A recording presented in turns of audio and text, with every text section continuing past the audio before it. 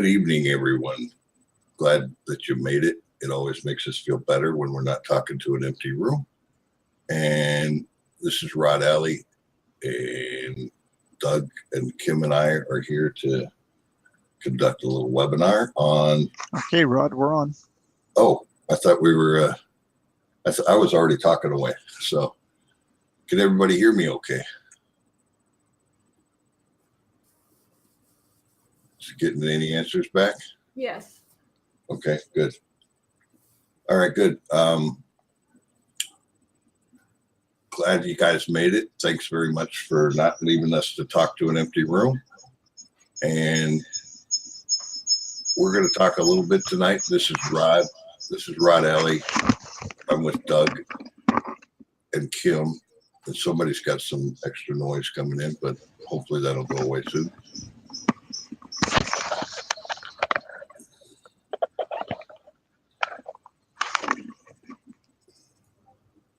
Anyway, tonight we're going to talk a little bit. We had started last week talking about finding a niche, and tonight we're going to continue with that theme and talk a little bit about how do we evaluate that niche ahead of time, such that we don't waste a lot of energy, expending a lot of energy, time, and money chasing after that niche when it turns out that that niche is not going to be profitable. So there are a number of ways of evaluating a niche. And one of the first things I do, I never assume that I know all there is to know about things. So I always go on a little Google search first. But before we cover that, last night I was in the room and I happened to drop a hint about whether or not you could use a broad domain. Like, for example, I used rodskippedideas.com and then narrow it down. And you can, what I mean by narrow it down, I can do subfolders in that domain. And I'm going to show you that and make sure you understand the difference between a subfolder or subdirectory and an add-on domain. And also it's not a subdomain. So if I start here at my Host60 account, one thing that I didn't show you last time, I'd forgotten, is that you can log into your cPanels right from your Host60 hosting account. If you just, when you first log in, you go to Services and My Services, and that'll bring up about 10 of them. Then I go down to the bottom here and make them show them all of them to me at the same time, in case I've got more than 10.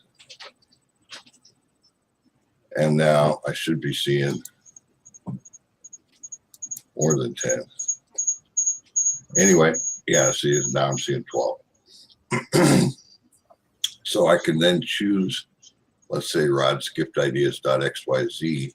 And if I want to get to the cPanel, I don't click directly on the domain, but I click on the gray area of the domain, which brings up everything to do with this rodskippedideas.xyz hosting account. And one of the things I can do is just click on Login cPanel, which will take me to here.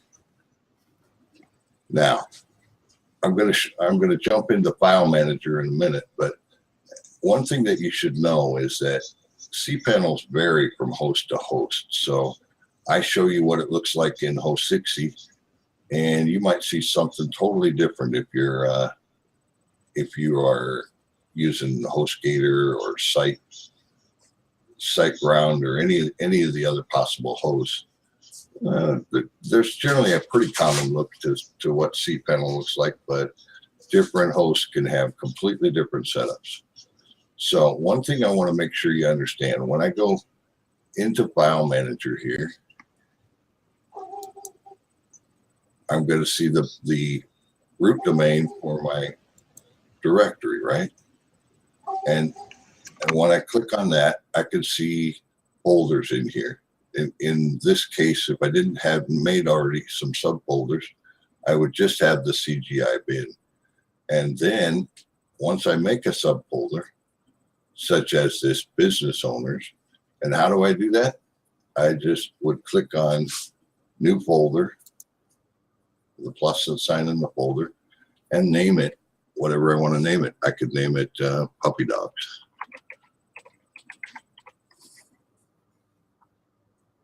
Create the folder, and now I've got another subfolder of my public HTML. So that's how you go about creating a new subfolder. And now in that subfolder, you can double click there and you can see it's empty. But in a minute, I'm going to walk through installing WordPress in that. And then we're going to use this whole subfolder as a host for campaigns. I'll use the WordPress to upload my XML files to, et cetera, et cetera. So how do I do that? Well, I go in my cPanel. If I go all the way back to my cPanel and I scroll down to the WordPress Softaculous suite there, then I'm going to get what looks like this when I click on that. And then when I click on install now, you'll see that the first thing I do is generally I select HTTP and not HTTPS. And by default, it wants to install WordPress into this WP subfolder. Well, I don't usually use one called WP, but I will put in business owners because that's one of my subfolders. Assuming I type it correctly. From then on, I just go through the standard install. I can leave this stuff the same. I'm going to change admin to something different than admin. Put in a password a little bit harder than I'm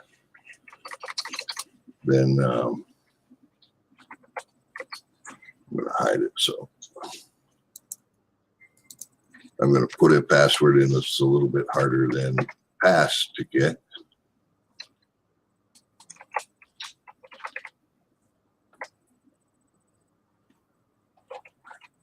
Something like that. I immediately change that to an email address that really works.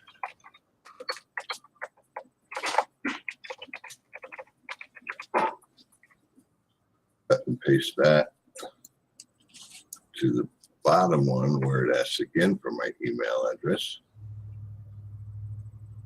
Down here. Don't worry about what theme. I don't worry about any other things like no plugins. I don't do any of the advanced options. And I just click install. And very shortly, it tells me I've made an error. Okay, so I could, I see what I did. I wouldn't even have to go create that in the file manager. I could actually just go delete the business owner's subdirectory and it'll create it for me. If I go delete, it was empty anyway, so it doesn't matter. And now I go back to WordPress. We go to install. Install now. I select the HTTP, leave it rodskiftideas.xyz, and then I'm going to have it make a subfolder called business owners.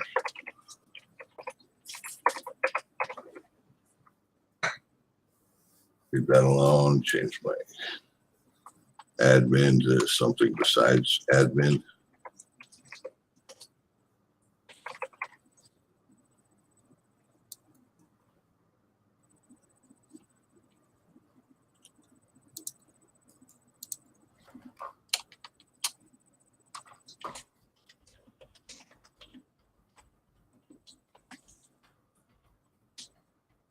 Put in a password that you don't share with everybody. Then I type in a real email address that works.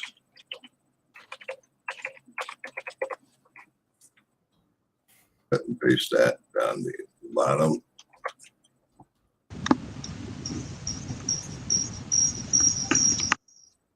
Click install and it should install. All right, so now once it's installed, this is the address to the WordPress the WordPress site, and this is the address to the WordPress admin. So I can go right into the dashboard there and start installing my OTP overlay, setting it up for the WordPress import, all those kinds of things. Does somebody know what's going on with the sound? Is everybody there, Dougie?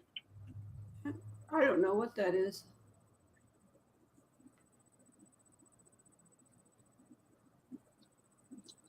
Anyway, so I could go through the standard, everything I do I usually get rid of the sample post, the sample page, go into the install plugins, install OTP overlay, get rid of Hello Dolly, etc., etc.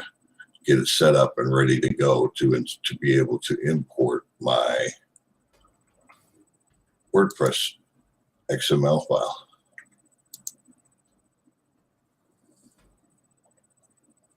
So anyway, that's how I create a subfolder. And you need to make sure that you understand that a subfolder is not the same as an add-on domain. Going back to my cPanel here.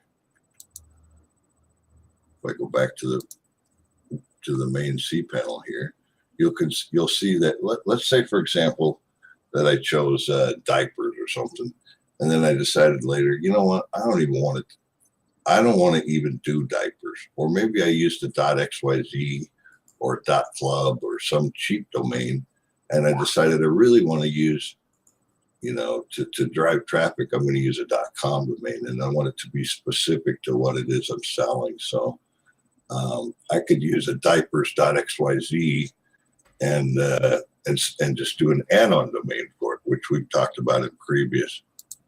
If I click on add-on domains, you can see I've got an add-on domain added, which just puts the domain in the same hosting account. But I get to that domain not by typing in rodsgiftideas.xyz / something, but I would just get to that domain by typing in the domain name. So it's very difficult from the outside to distinguish an add-on domain from a primary domain. It's also not a subdirectory. A subdomain, I should say. A subdirectory and a subdomain are not the same thing. If you go back down here and look at domains, subdomains, whenever I create one, will end up as whatever I type in here and click create, it would show up as, let's say I picked puppies, and I create it. It's then going to create a subdomain when I get done creating it. It will have created a subdomain called puppies.rodsgiftideas.xyz. So a subdomain generally gets created as a dot in front of your domain. So it's not that. So how do I get to my subfolder? I simply just type in, I could go over here and type in Rod's Gift Ideas.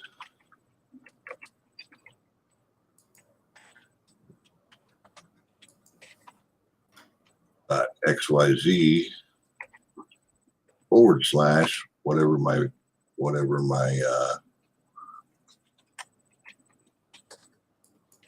subfolder was named. Business owners, I think I call it. And that will take me to the WordPress install. And if I went / WP admin, WP-admin, then I get back to the dashboard. So any questions on that? That's how you could use one hosting account and have several different ideas. If you bought a domain that had a very general theme, like gift ideas, for example, you could have a lot of different niches in there, subfolders. I could have one for babies. I could have one for parents. I could have one for whatever subcategory of gift ideas, fathers, dads, moms, whatever. I could have lots and lots of different subfolders for different areas that were all gift ideas, pet owners, you name it. Does that make sense to everybody? Henry's asking, do we need that subfolder to install the plugin? No. Remember, if I just want to use the main domain, I go back to my, that's a good question, by the way, Henry. I go back to my cPanel here, and I go to File Manager, and I just go right into the public HTML in this case because it is the primary domain. And I would install WordPress into the primary domain here, and then just add the once I've installed WordPress into this area, it would show up whenever I typed in rodsgiftideas.xyz, I would see WordPress there. And if I typed in rodsgiftideas.xyz/WP-admin, I would get to my dashboard for that WordPress. So it's all a matter of where do you install the WordPress. Remember that I can only, for each WordPress install, all the campaigns that I attach to that WordPress install all have to go to the same place. I can't send, unless I use a rotator, which we'll talk about rotators down the road a little bit. But what essentially the way OTP works, or organic traffic platform works, is that everything that I attach to one WordPress install, and I would end up importing all the XMLs for all the campaigns I ran. Let's say I ran 8 campaigns about my first gift idea, which was fishing lures, and I ran 8 campaigns there. I could install WordPress right into the public HTML. You don't see it installed here because I hadn't used it for that yet, but yeah, I could. And then all my campaigns would be loaded into this public HTML of my main domain. But if I didn't want to use the main domain, let's say I don't like the fact that it's a .xyz, for example, because they got cheap when I was buying the domain, I could have you still use Rod's Gift Ideas as the main thing, and then still have a subfolder for business owners, and another subfolder for puppies, and another one, whatever subfolders I wanted. Okay. And in each one of those subfolders, I can then install a WordPress, and I can have a whole new WordPress install and a whole new set of campaigns that I run. So I'm not forced to go buy a new domain every time. I have a new niche idea. I can use subfolders. That's the whole idea. Does that make sense to everybody? Any other questions? Henry was asking whether you can build sites on the subdomain. Yes, I could build sites on the subdomain. If I chose to make a subdomain, I could build sites on the subdomain. The reason we don't usually suggest that, or that it's not one of the preferred methods that I choose to show people, is that Google tends to treat a subdomain as an entirely separate entity from the domain. So if I've got a domain, I'm getting some traffic to gift ideas, and maybe they're coming to my fishing lures, and they're coming to my various other business owners and whatever. If I put in another subfolder, it's basically considered just more content on the same domain. Whereas subdomain is going to be treated just like it's its own separate entity, just like I had started a new hosting account with that subdomain. And so I just tend to try to build juice and authority to the one domain, and then use that juice for several different topics. Does that make sense? I think we're good. Okay. So, like I was telling you before, whenever I start out wanting to know about something, I go to our good friends Google, and there's times when you'll hear me talk bad about Google, and it's very much a love-hate relationship, because in some instances I hate them, and in some instances I love them. And this is one of the ones where I love them, because better than Bing or Yahoo, typically they'll take me right to what I'm looking for. So I put in the topic of evaluate niche profitability. That was one of the best and shortest ways to say what I'm trying to do. And what do I get? The very first article here is one of Marty's favorite sites called Niche Hacks. You'll see he's joined Niche Hacks and paid their fees and what have you. And he regularly gets what they call niche packs from them. And one of the first things one of the first articles that they give you is a whole way of evaluating a niche using paid traffic to you spend a small amount of money and you can get some idea if the niche is going to convert with your marketing materials and with what you're sending them to, which can save you a lot of time and effort. You know, it all depends on what you have more of. If you have more time than you have money, then you probably want to look at some of the free ways to evaluate your niche. If you have some money and you're short on time, maybe you'd like to go the way of using the paid traffic to as a way of sampling whether or not you're going to get any conversions. So there's a number of different ways, and one thing that you want to do whenever you Google something is don't just look at the first page.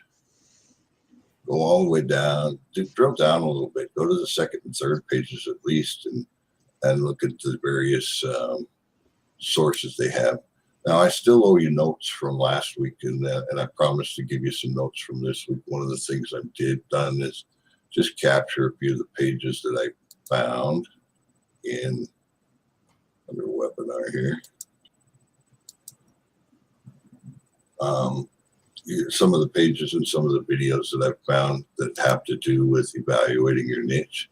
And another thing I did was go in and just plug in evaluating your evergreen niche, because I like to stick with various evergreen niches if at all possible. So there's a number of good articles and what have you that you could read through. But literally on any of these things, you could go down a bunny trail and we wouldn't see you for a month if you let yourself go too far down. So I generally read a few articles, get a good idea of what it is they're doing, and then go back to what I was doing. Don't spend weeks and months down these bunny trails. So after I've looked at their different ways of evaluating the niche, I'm then going to show you how we go about doing that. How we do that using OTP. If you remember back, for those of you who have been through most of our webinar series, you'll remember that when I started out, I talked about a strategy for domination of a niche. And if you go to the OTP guide that's in the tutorials, it covers that strategy pretty well, where we had 10 to 12 domains, and we use those 10 to 12, we use 10 of those domains to drive traffic. And then what were those other 2 domains for? I said, well, we're going to kind of set those aside for testing and tweaking. Now you could use subfolders in domains you've already bought. There's a number of ways you could do this. You don't have to have 2 domains that are specifically set aside for testing and tweaking. It's just the way I like to do it. I set aside 2 hosting accounts and 2 domains for testing and tweaking. And how do I do that? Well, I basically will choose a niche that, let's say, for example, last week I talked about I might like to try that motorcycle niche, or maybe even just mopeds. And I might even try one of each. So I could use the first domain to go get a bunch of keywords on mopeds, and the second one to get a bunch of keywords on motorcycles. And then based on the results of my tests, decide which niche I really want to be in, or I might do motorcycles and then motorcycle accessories. And based on the results of my tests, Again, make a decision which one seems to be converting the most, and which one am I getting some action and some traffic in. So how do I do that? I simply just do like we always do. I would go build 6 to 8 campaigns on a single domain, and then watch it. And you're gonna need at least a week or two to even get a hint of what's happening. And more likely to really get a good hint, you're probably going to need closer to a month, because Google doesn't index things right away, not necessarily. And so to really get a good feel for what kind of clicks and traffic you're getting, you probably want to let it sit there for a month without messing with it, and then get a feel for your conversions, or for your clicks, or how many signups you're getting if you're using a good lead capture system. So that's what we do.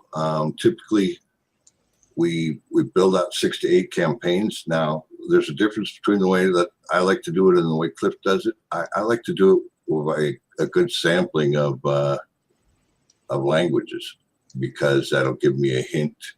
Maybe I'll discover that, boy, the Philippines are just crazy about stuff to do with puppy dogs. Or, you never know the discoveries you'll make. And Cliff tends to do his tests all in English, and he figures, well, if I get any action at all in English, then chances are good I'll get even more action when I bury it up and add lots of different languages. But me, I like to go ahead and try to do 6 or 8 languages different. I'll use the same keywords pretty much, and do 6 or 8 languages, and then just leave it there and watch what happens. And I might do some other indexing type activities that we can talk about and have talked about before, but just try to give it a little boost or a little push, and we can talk more about what else can I do to help my indexing along in another webinar. So that's how we use OTP to do testing and tweaking. That's why I had to set aside 2 domains to do that with. And I could run literally half a dozen tests while I'm busy building on other campaigns that I've already decided to go after. And then the last thing I wanted to cover or talk about was last week I kind of went through a little fast some of the ways to gather niche ideas. One thing that I don't know if I mentioned or not, but if I'm in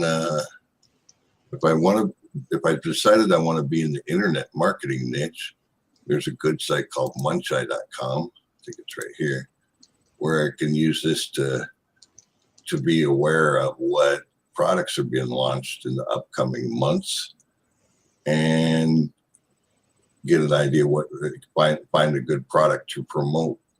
Let's say I'm in the list building area. I can look for list building products that are being launched, and look at how much action am I likely to get, and what's the payouts and all that good stuff, and decide, I could go all the way up into December or January and decide on a product that's going to launch, and that gives me plenty of time to do my builds for it. And once I've got the build, then I can swap out products once the launch is over, done with for this list building product. I can look ahead another month or so and say, oh, there's a good list building product, and so on and so forth. So if I'm in the internet marketing niche, that's a good place to go. If I'm in just general niches, I like to use a place called offervault.com.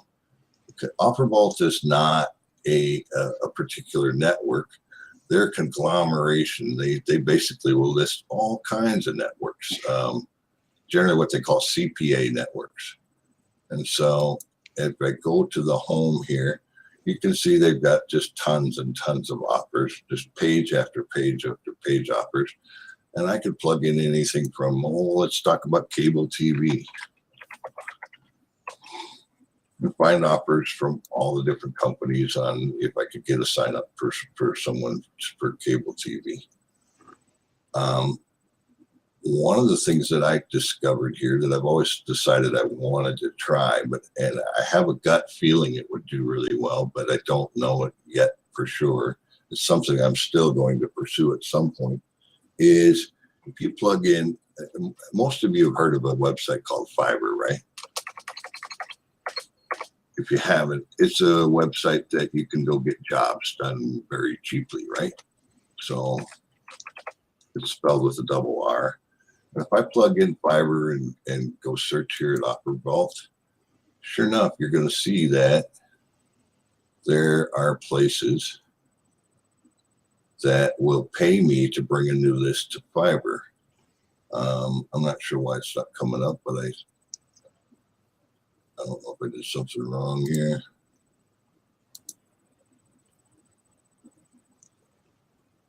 Generally, I would see one of the offers that pops up when I do this is Max Bounty will pay you $15 to get a new sign up to Fiverr, a new purchase from Fiverr. But one of the cool things is they let you do what they call deep linking, which means you don't just send somebody to the Fiverr page and leave them there overwhelmed. You can take them to an actual ad for a gig, for such as if you're talking to business owners, one of the things they might very well be interested in is business logos, getting a new logo done. Well, if you show them that they can get that done for $5, $10, $15, they're going to be all over that. So if you look through the things that at Fiverr and you realize that you can do deep linking to them, it makes me think that you ought to be able to score a number of those $15 signups. So all somebody has to do is sign in and pay for a gig, and you get your $15. So that was just another idea I'd throw out there.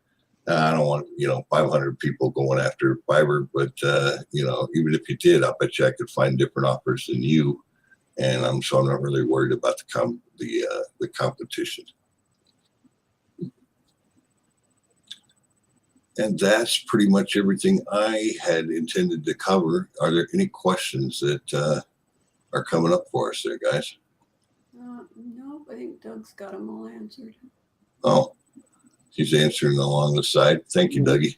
Well, I was answering questions from the previous discussion. Okay. Does that mean I'm not supposed to take a nap while you're talking? What kind of domain name would you buy for Fiverr? Oh, well, I like the gift ideas type thing because again, that lets me do a number of different categories, and that's what I was thinking of when I did the business owners, subfolder, right? And I could do another one for, I don't know, help me guys kind of think of some other ideas besides just business owners. What other kinds of people that Judith Bandy suggested cheapgeeks.com. Yeah. Inexpensivelogos.com. Right. Yeah, so you could buy all kinds of, you could get real specific and do just businesslogos.com. And as a matter of fact, again, I'm going to go back and show you one more time where I find great ideas for domains is lean domain search, right? In fact, I'd already plugged in business logo and just look at what is available in the .com arena, and you got quite a few choices here, right? Business logo online, business logo world, business logo site, and so on and so forth. So go steal my idea and run with it. Make lots of money. So anyway, the other thing that I was going to talk a little bit about that site niche. One of the there's a number of niche sites out there that love to sell you their niches. Just realize that when they sell you a niche, they probably sold it to 500 other people, and so you've got instant competition for that niche. And I tend to, just my personal way of doing things, I don't like to buy buy ideas from other people. I like to go find my own. I like to zig where everybody else is zagging, and I don't like to follow a big crowd. And the times I've had the most success is when I just ventured out on my own and found something that somebody isn't selling as the hot niche for 2018. Okay. Anything else? And I'm going to turn it over to my good friend Doug. And what do you consider to be good conversions? Clicks, traffic after a month, what? oh boy, I would say traffic more than anything, because really conversions have so many variables, right? Because if you're getting the traffic, if you're getting a good number of clicks, let's say, after a month, I've even seen 400 clicks or so. Well, geez, that's, if I got 0 conversions in that, I don't think that's necessarily, we know it's targeted traffic. So what's my problem? Well, I think my problem is probably I'm not doing a good job of pre-selling the offer, or I'm sending them to an offer that they're just not interested in. So I'm taking vegans and offering them hamburgers, and I'm not going to get a big conversion on that. Does that help any? I think that covers it pretty good.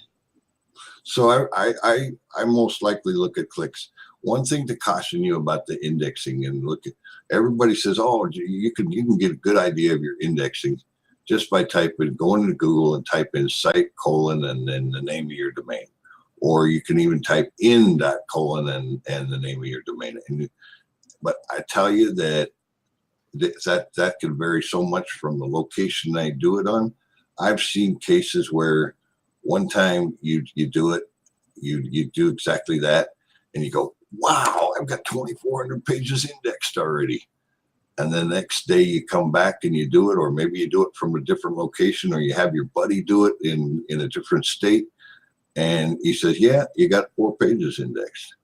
I'm telling you, it doesn't, you cannot really use those as the end all and be all guide of what's really going on in your site. I mean, it might give you a peek, a snapshot, but I'm telling you that it can vary so much that you don't want to use that as the gauge for whether or not it's worth going into a niche before. And one day, there's always the Google dance, and there's always, it varies so much from location to location. I've done things where I checked from my home computer on how a site was ranking, for example, and then go to the library and check it from there, and got totally different results. Or using a mobile device and got just 100% different results. So just be careful about using one tool and thinking it's the end all and be all way of checking your results, because really the end result that's probably the most reliable is how many clicks did I get, how many visitors did I get, how many unique visitors did I get, etc. Those are good metrics that really can't be faked much, even though some of them will probably be bots. Then you have to realize and make allowances for that. Any other questions? Nope. Okay, then let's turn it over to Dougie, and he's going to show us some cool things about cPanels. Okay, you want to let go of the screen there, Rod? I'll be happy to. Share your screen. Did it stop? Yep. Okay. It's all yours, buddy. Okay, so now I'm making the mess on everybody's screen. So I was going to talk a little bit about cPanel, and it's going to be a relatively brief conversation, just a quick overview to give some people a few ideas of some of the tools that are inside here. First of all, it's good to know what cPanel really is. It's a collection of programs that are used to manage your hosting account. not a website, but a hosting account. Two different things, because you can have several websites in one hosting account. So that's all cPanel really is. It's just a collection of programs to allow you to manage your site or your domain and hosting account. One of the things that people have been asking about is, how do I know whether I'm running out of disk space? If we look down the side of the screen here, we'll see some statistics on our site. We see disk usage. It shows you how much is used and how much you have available. As you can see, I'm hardly using any on this account. Here it shows you your database usage. WordPress requires a database, so there will be one of those. It shows you your bandwidth if you've got add-on domains on this account. So you can quickly go through and find out a lot of things about your stats right here. So if you're looking to find out if you've got any disk space left, it's right there. Now, I will mention one thing. I'm showing you a cPanel from Hosixi. cPanel can be modified by the hosting company that you deal with. And this version of cPanel is pretty plain Jane with almost everything available that you can get your little fingers on. A lot of hosting companies, they actually hide a lot of these tools. So whether you have the tool there or not, you may have to speak with your hosting company, and they may actually want to do the changes manually themselves. One of the most common areas you want to deal with is in the files. We're all going to be into the file manager tool here. This gives us access to all the directories and all the files that are in our hosting account. Now, this particular account only has the one primary domain. If you had add-on domains, you would see either here or up here further. They sometimes show up in either place, a folder with the domain name on it. So here you can quickly get into your files. It's like a File Explorer on Windows. You can select all your files if you want to do something with them, unselect them all. Believe it or not, there's a trash as well, so that if you delete a bunch of files, like say you make a mistake and upload the wrong HTML files and you go delete them, make sure you empty your trash once in a while. View it and then empty it. You can upload files, which is what a lot of us are going to be doing. That's right here. So there's a lot of things you can do with file manipulation on your account. This is the tool that you're going to use. It's called File Manager, and that is within your cPanel. If you want to do a backup and protect your site so that if something happens, you can quickly restore it, there are backup tools here that you can use to do those kind of things. If you're a little more advanced user and you get into the databases that say WordPress creates, you can get at them with all these tools here. If you decide to add more than one domain onto your hosting account, you'd use the add-on domain section here. So there's all kinds of tools, all segregated here for you. Here's all the email tools if you put email accounts to different domains that you've got in your account. And security, software. We'll leave the advanced because at this point, most people won't need to use any of that in there. Of course, down here, most of you probably know the Softaculous area where you can install WordPress quickly and easily. I see a question. Doug, do you understand why files show up in different spots within cPanel? It's really weird. Different files, are you asking about the folders for add-on domains? Is that what you're meaning, Ted? If you could get back to me. Yes, that's all at the discretion of the hosting company. The host will determine on that server that you're on how it's going to operate. So that server will be set up in a particular way, and that's what will happen. I have seen within the same hosting company, they have different, get on different physical servers. One will be in the upper levels, and one will be down inside my main domain. So it all happens to how that particular physical server gets set up. It's not to worry. You just have to look for a folder somewhere in there that has the name of your domain, and you're good. That's the root of that domain. Now, one area that people get a little curious about is in the metrics end. And there is a nice video on the forum done by Marty on AW Stats. AW Stats will show you the stats of a site. It shows you your SSL stats. That means if you have set your site up as HTTPS, all the incoming traffic is going to be on the SSL. If you don't have it set up properly, it could come in both ways. So you may have to check each of these. Now I'm going to have a look at this one here because it's been around a little longer than that demo site that we use for the webinars. This is one I built back in February or January, I think the end of January, when we first started testing OTP. And you can see that I started off with very few visitors. I got a few more, and then in 3 months I got a few more, and then it's like everything disappeared. And then the next month it came back with a fury, and it's been going along. It's not been doing too badly. So do I care what these numbers are? No, I really don't, because frankly, most of these stats programs, especially AW Stats, they can make mistakes knowing what a bot is and what a real unique visitor is.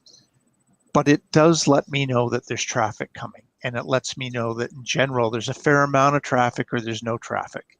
And that's what we're really looking for, is to see that we've still got traffic coming. And if we know that our site is still scheduling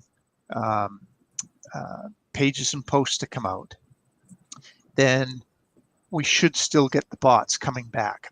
And on these particular sites, I had lots of pages and posts coming out all the time. So it keeps the bots coming back, which you can scroll down here. These stats programs show you so many stats. You could spend a month of Sundays going through everything, and most of it means next to nothing. But you can come down here and see that, yes, Googlebot certainly is the one that's coming to my site most often. Bing is next. So you can see your bot activity, but apparently I'm getting some unique visitors and I'm getting a fair amount. What's really important to watch is what's happening where I'm sending all this traffic, because that's going to tell you whether anything is really good. And I know that the account I have where this is being sent to, I can see that I'm getting a lot of visitors every day. I've had a few sales. It's all good. So I know something's happening. And that's what you're really looking for in these stats packages. Don't spend too much time looking at all the numbers. Just get a general idea whether you've still got traffic coming there. And if you don't, then you've got something to worry about. You could have installed a plugin that's causing a problem. Maybe you haven't been sending out any new pages and posts, so your site's becoming a little stale, and the bots aren't coming back to visit you anymore, so they're not paying you any attention. So there's lots of little things to be looking at, but in this particular case, it gives you an idea that I don't care if it tells me that in September I've had 6,370 visitors so far. It could be 10 for all I know, but I know that I'm getting traffic there, and that's what counts. That's what's the lifeblood of a mass page site, is to get traffic coming through it. And if we can get those redirects to our final destination page, those are the ones that we want to see, because if I can see that I had 78 today, I know I got some good traffic coming. And that's where you want to track your visits, is on your destination URL. not on your OTP site. But you can check, as I say, in AW stats to have a quick look to see whether you are getting some traffic coming through, because that's obviously the important thing. Are there any other questions as far as cPanel goes? I would suggest that you go to the forum. That was one thing I wanted to do. We'll quickly go to locustware.com/forum. Everybody should know how to get to this thing very quickly and very easily.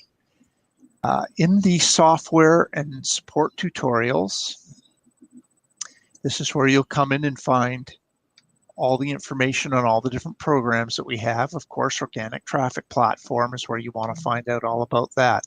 I do want to point out that Randy has put on here an IAM basic training section. And recently, he's taken a couple of courses that we've acquired. One is on cPanel and one is on using FTP and FileZilla. Well, we're talking about cPanel tonight, so I just wanted to show you that on the forum, you can come here. There's a complete video course taking you through step-by-step on doing many of the features that we've talked about tonight and even more. So that's another place to go to get information. Also, right within cPanel, many people never get there, but if you scroll all the way to the bottom, and in the bottom corner here, there's the word documentation. If we click on that, cPanel themselves have a great site detailing every single thing in cPanel that you might want to know. They have a great YouTube video tutorial section. So if you ever have any questions on any of their features, here's a great place to come. For traffic, can we use ClickMagick? You can use anything you want. You can send it to a rotator. You can send it to, I see a lot of people talking about using pretty links. You can make it as simple or as complicated as you want. It's whatever you feel works for you. If you've got a purpose for using something like ClickMagick, by all means, go ahead and do it. It's a cost again. I believe ClickMagick's a monthly cost. If it's worth it to you to get the information that product provides for you, great. I know on some affiliate platforms, they have a lot of stats coming into on all the affiliate links. So you can also have a look there and just see what you're getting from them. There's a lot of other simple link rotators that are out there too that are a one-off cost that you can get and use that if you really want to use a rotator like that. If you're just looking for a simple rotator, of course, there's one built right into LinkSwarm. Any other questions? Looks like we're good. So I guess we're off to Kim. Let me close that off. Kim, did you want to share your screen? All right.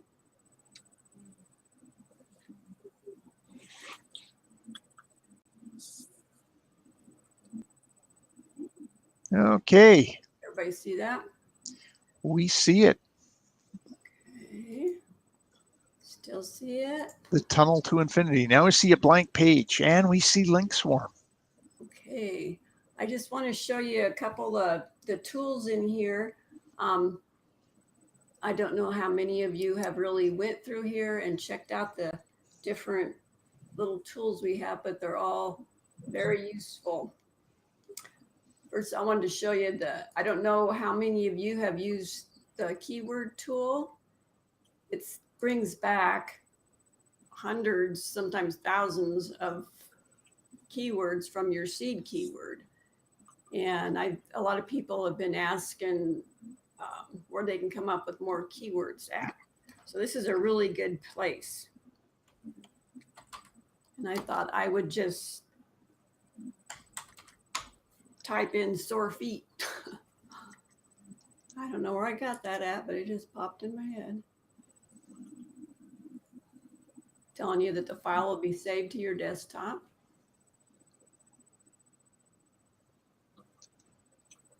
See how fast it starts coming up with all these. And I'm going to stop it right here. But I was looking through here earlier and I got some good niche ideas. There was sore feet soaking bath and sore feet essential oils, sore feet, it's called doTERRA, but it's a essential oils company. So, you know, I'm thinking that, you know, if you're in the natural health niche, maybe a product on using essential oils for your sore feet and how to make, you know, feet soaking baths. It seems to be popular. It keeps popping up.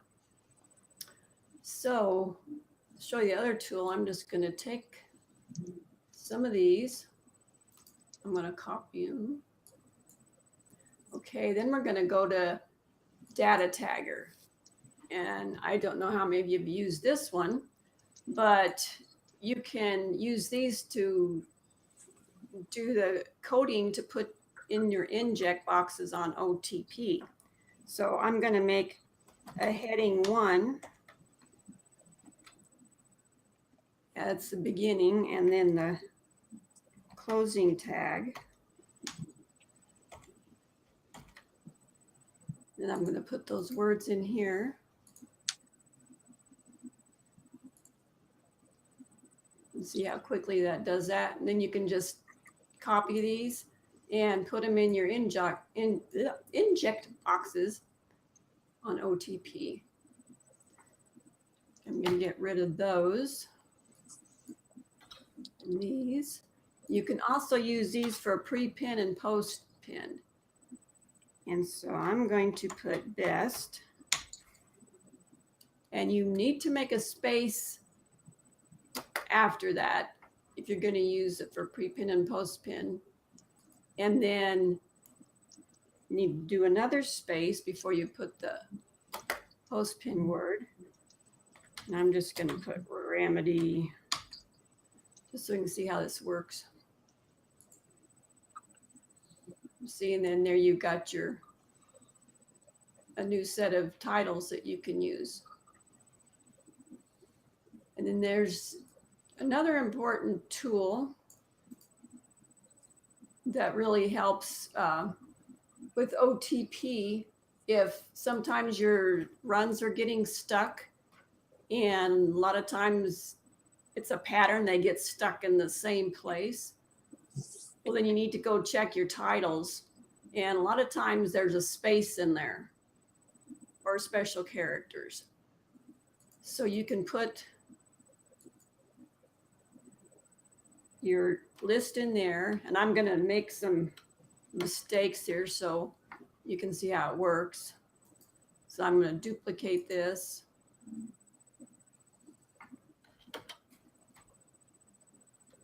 And then make some more spaces. So if you have a list like this that has some of these spaces in there, OTP is going to stick and not go forward.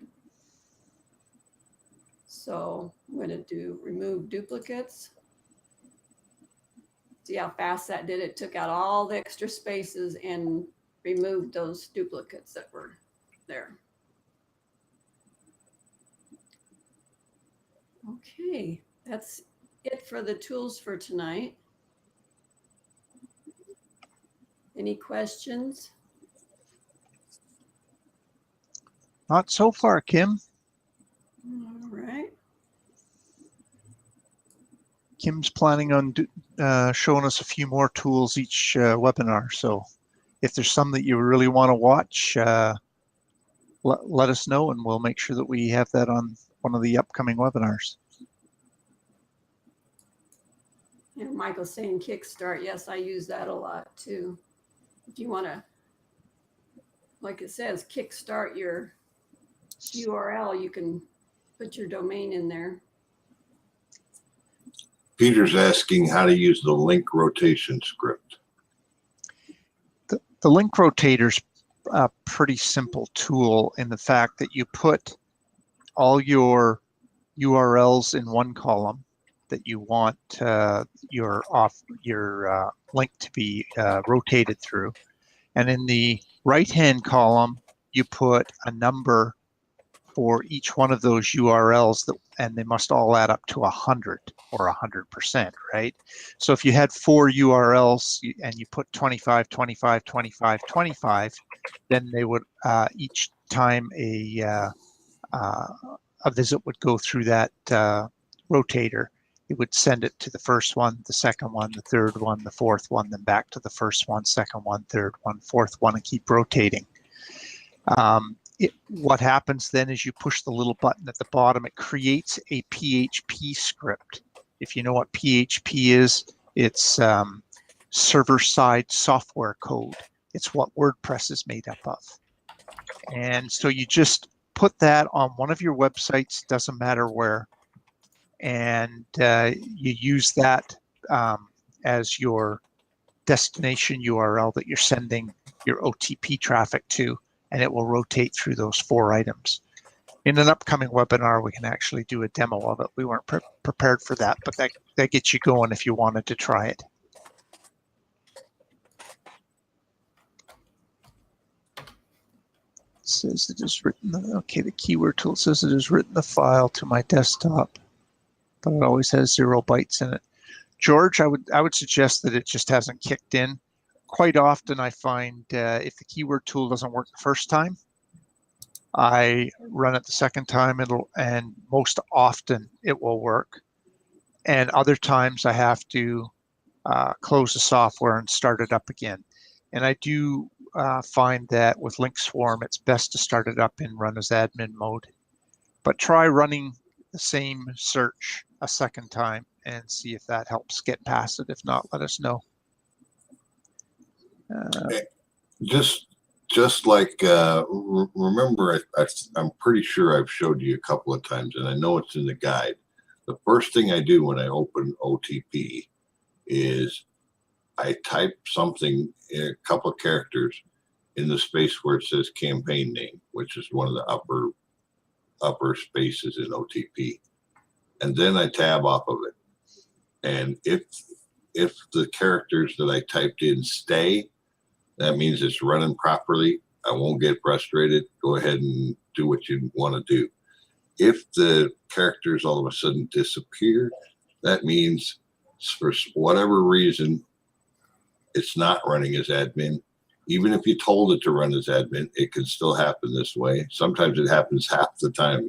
There are some VPSs I've logged in where the first time I started up, almost every time it's not running properly.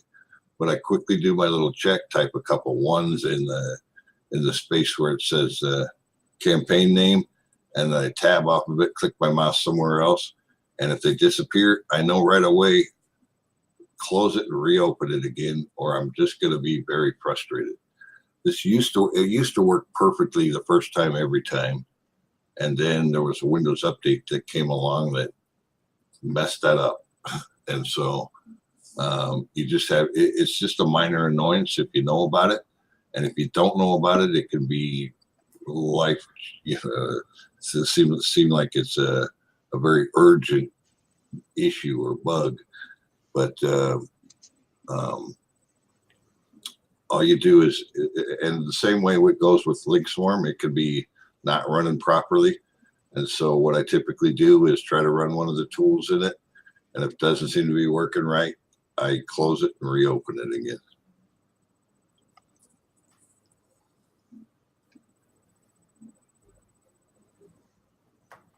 Okay.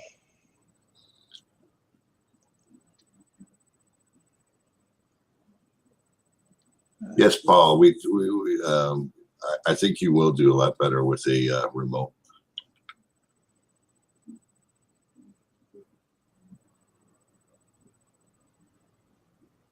Yes, Bodwin. Each piece of software, you could go to set it as to run as remote automatically when you start it up. I have a tutorial available for that, and if you go back into the room and ask for it, somebody will provide it for you. It's a very quick and simple thing to do. It takes a minute at most, and that have set up to run as admin every time. Yes, and Honor is saying that when she checks her hybrid to make sure Yes, it's working, that she just, tries to open a campaign. Yeah, that'll work too, as long as you have a campaign there to open. yeah. But I just a quick way of doing it is just type a couple characters into the campaign name space, and then click your mouse somewhere else. And if it stays, you're good. If it doesn't stay, you're not.